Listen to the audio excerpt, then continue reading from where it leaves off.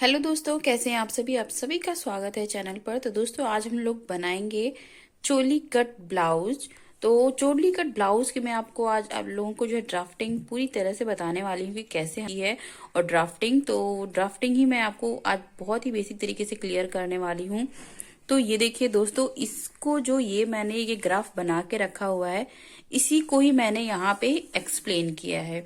तो बस अगर आप इसके द्वारा इसको समझ लेंगे हर एक पॉइंट को, तो आपको चोली कट ब्लाउज किसी भी साइज का काटने में कोई प्रॉब्लम कभी नहीं आएगी। तो ये देखिए दोस्तों, जब भी हम फैब्रिक लेते हैं तो इसकी कटिंग कुछ इस तरह से आती है चोली कट ब्लाउज की।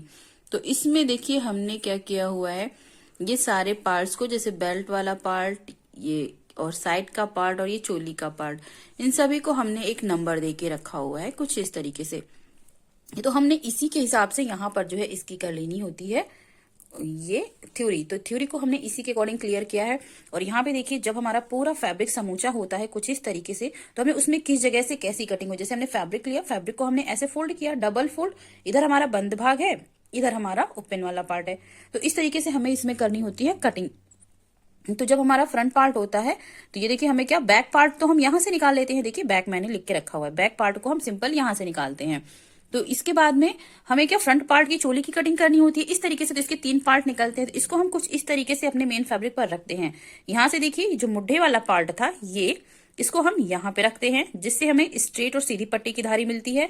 और यहाँ पर भी देखिए बेल्ट को हम रख लेते हैं, यहाँ पे स्ट्रेट मिल जाता है। और चोली को हमें चाहिए होता है ऑरेब। ऑरेब के लिए आप यहाँ से तिरछा ले सकते हैं, या आप यहाँ से ऐसे तिरछा ले सकते हैं। यहाँ पे मैंने ये इस तरह बना दिया है, लेकिन आप या तो इस वाली जगह से या इस वाली जगह से तिरछा कट कर सकते हैं, क्योंकि हमेशा चोली को हम जो है तिरछा कट करते हैं। फिर उसके बाद में जो देखिए स्पेस बचा है इधर फैब्रिक पे, तो यहाँ से हम स्लीव निकालते हैं, यहाँ से बटन पट्टी आ जाती है और यहाँ से हमारी गले की पट्टी।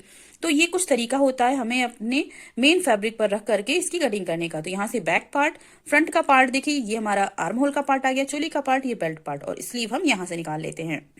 तो इस तरीके से हमें फैब्रिक पर कटिंग करनी होती है। बस बाकी मैंने सारे पॉइंट्स को यहाँ पे देखिए क्लियर किया है, हमें किस किस नाप की जरूरत होती है। तो लंबाई है, बैक है, बैक का मीन्स है दोस्तों यहाँ पे चेस्ट से है, मतलब चेस्ट हमारी कितनी है, टोटल का आधा मैंने यहाँ पे लिखा हुआ है, तो हमें टोटल का आधा करके लिखना होता है, या पूरा भी लिख सकते हैं। और कमर, तीरा, आस्तीन, मोहरी, मुड्ढा और गला, ये बी से बैक का गला, एफ से फ्रंट का गला। तो इस तरीके से हमें करना होता है। बाकी देखिए सारे पॉइंट, जैसे बैक पल्ला है तो कपड़े को अर्ज में हम जो है चौड़ाई में पूरा मोड़कर बंद सिरा अपनी तरफ रख कर ड्राइंग करते हैं। बैक पल्ले सादे ब्लाउज की तरह बनता है ना। तो ये बैक पल्ले को हमें कैसे कट करना होता है, जैसे यहाँ पर इस चीज को मैंने क्लियर किया। फिर सामने का मतलब फ्रंट का पल्ला एक, तो यहाँ पे देखिए क्या करना है हमें, एक नंबर 1 से 2 योक की दूरी, ऊपर से डाट की दूरी प्लस 2.5 इंच पर डॉट की दूरी। ये सारे पॉइंट जब आप इसको देखेंगे तो आपको क्लियर होंगे। और जैसे एग्जांपल में, जैसे कि 9 डॉट की दूरी, 2.5 इंच डॉट की लंबाई बराबर 11 1.5 इंच, 16 का हाफ तक। तो इस तरीके से मैंने इसको यहाँ पे लिख के रखा हुआ है, कुछ इस तरीके से आप देख सकते हैं। और हमें कैसे इसकी, मैं यहाँ पे आपको मेन दोस्तों ये बताने वाली थी कि हमें कितना इसमें इस तरीके से फैब्रिक कट करना होता है। मेन फैब्रिक पर हम कुछ इस तरह से बिछाते हैं, यहाँ से बंद वाला भाग हम अपनी तरफ रखते हैं और खुला भाग हमारा इस साइड पे रहता है। तो यहाँ से हम अपने लेफ्ट साइड देखिए, यहाँ से निकालते हैं बैक पार्ट, बाकी फ्रंट के सारे पार्ट्स आ जाते हैं और दोनों स्लीव हमारी यहाँ से निकल आती है। तो ये हमारा सिंपल सा मेथड होता है कैसे हमें फैब्रिक पे रख के इसे कट करना होता है। और फिर उसके बाद में दोस्तों मेन हमें यहाँ पे चोली की कटिंग सीखनी है। तो इसके लिए देखिए दोस्तों, ये मैंने यहाँ पे ड्राफ्टिंग करके रखी हुई है। तो ये देख सकते हैं कुछ इस तरीके से हमने जो है चोली की कटिंग की हुई है। यहाँ पे देखिए लेंथ हम टोटल जो है यहाँ पे जो हमारा बैक में होता है वही लेते हैं। बेल्ट में हम यहाँ पे 1 इंच और ले लेते हैं। अब जैसे कि हमारा यहाँ पे लिखा हुआ है, ये हमने पूरा बैक पार्ट की आउटर मार्किंग कर ली है। फिर हमें जो बेल्ट की इसमें फ्रंट में मार्किंग करनी होती है वो किस हिसाब से, देखिए यहाँ पे देखिए जो यहाँ से लेके यहाँ तक की दूरी होती है, चोली को हम अलग कट करते हैं फैब्रिक पर, उसकी मैंने यहाँ मार्किंग की हुई है, वो मैं आपको नीचे भी यहाँ पे क्लियर कर दूंगी। तो पहले जो हमारी आई हुक की पट्टी के साइड से यहाँ से लेते हैं, ये हम कितना लेते हैं किसी भी साइज के नाप के लिए, कमर का चौथाई प्लस 2.5 इंच, कमर का चौथाई प्लस 2.5 इंच, ये हमारी हो जाती है यहाँ से लेके चोली तक की दूरी। ये हमारा हो गया। और यहाँ पे देखिए,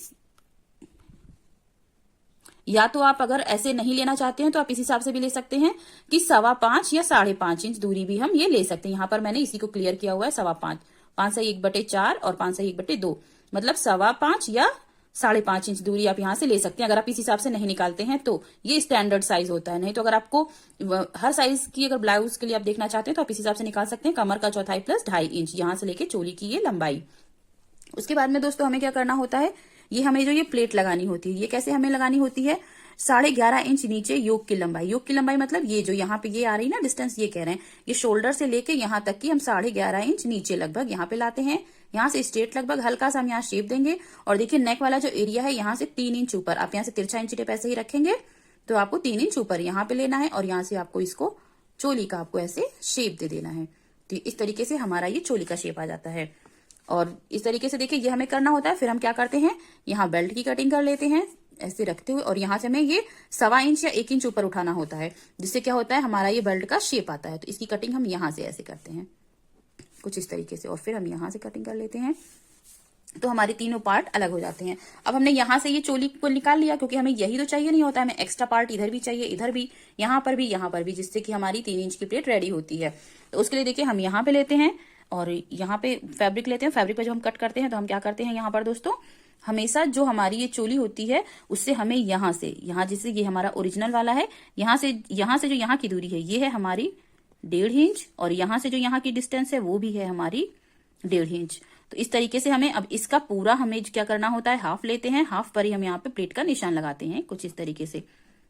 तो ये हमारी प्लेट हो जाती है जो कि यही 1.5 इंच कवर करती है। और उसके बाद में देखिए यहाँ पर हमें क्या करना है, 0.5 इंच हमें यहाँ पे ज्यादा, और यहाँ पर भी हमें कितना ज्यादा लेना होता है, 0.5 इंच।